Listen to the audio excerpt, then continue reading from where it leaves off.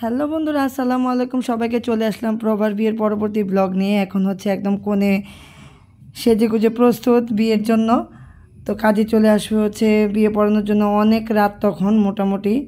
আর ওই দিন হচ্ছে বিদ্যুতে এত বেশি বিরক্ত করছিল, সবসময় করে, সবসময়ের মতো ওই দিনও হচ্ছে কারেন্ট থাকতেছিলই না, যাচ্ছিল আর আসতেছিল। তো প্রভাকে হচ্ছে আসলে কোনো রকমই মেকআপ করা যায় না, দেখেন কীভাবে সে ঘামতেছে।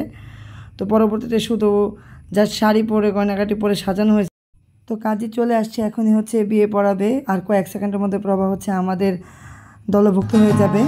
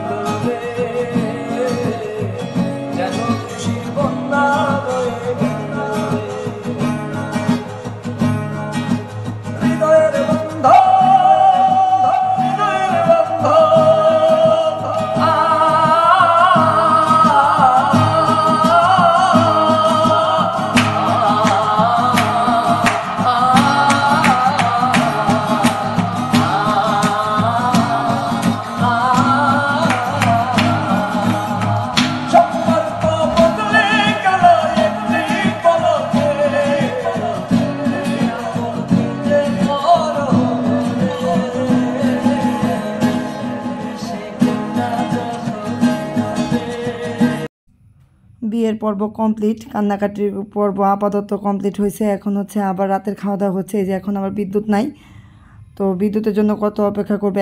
তখন রাতের প্রায় 11টার উপরে বাজে। তো আবার সিদ্ধান্ত হয়েছে যে ওনারা বউ নিয়ে চলে যাবে। তো এই জন্য এখন হচ্ছে খাওয়া দাওয়ার পর্ব অন্ধকারে সেরে নিতে হচ্ছে। তো যে দেখতে পাচ্ছেন জামাই সাহেব এখানে হচ্ছে নিজেও খাচ্ছে, আবার নিজের ভাইকেও যত্ন করে খাওয়াচ্ছে। তো বরের খাওয়া দাওয়ার পরে হচ্ছে হাত ধোয়ানি নিয়ে এখানে অনেকটাই বার্গেনিং হয়েছে, অনেকক্ষণ দীর্ঘ টাইম। তো ভাবি, তরি, শারমিন ওরা হচ্ছে বার্গেনিং করছিল। আমি যেহেতু কনের বড় বোন, সেই হিসেবে আমি আর ওইখানে ইন্টারফেয়ার করিনি। আর আমি অনেক বেশি টায়ার্ড হয়ে গিয়েছিলাম, অনেকটা রাত হয়ে গিয়েছিল। তো পরবর্তীতে হচ্ছে হাত ধোয়ানি খাওয়া দাওয়ার পর্ব শেষ হওয়ার পর হচ্ছে বর কনেকে হচ্ছে অন্তরে নিয়ে আসা হয়েছে। অন্তরের কাজ শেষ হওয়ার পর এখানে হচ্ছে এখন সবচেয়ে কষ্টের বিষয়, একদম আমরা চলে আসছি বিদায় পর্বে। কারণ এখন হচ্ছে আঙ্কেল প্রভাকে সঁপে দিচ্ছে। তো এটা হচ্ছে সব বাবাদের জন্য, বাবা মার জন্য কষ্টের বিষয়। আর আঙ্কেলের জন্য আর আলপনাটির জন্য একটু বেশি কষ্টের, কারণ প্রভা হচ্ছে ওনাদের একমাত্র সন্তান আদরের। আর বিয়েটা এতই বেশি হঠাৎ করে হয়েছে, আসলে কেউ ওই মানসিকভাবে প্রস্তুত না। মানে একদমই দেখতে এসে বিয়ে, কেউ বিন্দুমাত্র কারো ওরকম মাথায়ই ছিল না যে আদৌ বিয়ে হতে পারে। তো এই জন্য সবাই আরও বেশি ইমোশনাল হয়ে গিয়েছিলাম। আর আঙ্কেল অনেক বেশি কান্নাকাটি করতেছিল, আর প্রভা অনেক বেশি কান্না করছে। জানি না, হয়তো হঠাৎ বিয়ে বলেই এই জন্যে।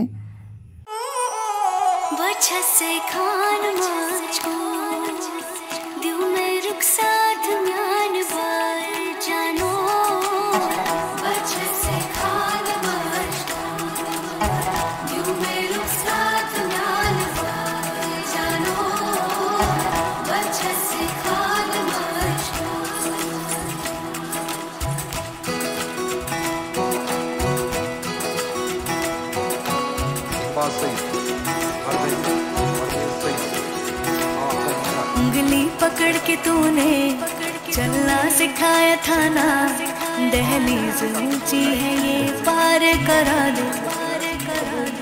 बाबा मैं तेरी मलका, टुकड़ा हूँ तेरे दिल का, एक बार फिर से दहलीज पार करा दे। मुड़ के ना देखो दिलबर, दिलबरो, मुड़ के ना देखो दिलबर, मुड़ के ना देखो दिलबर, दिलबरो, मुड़ के ना देखो दिलबर।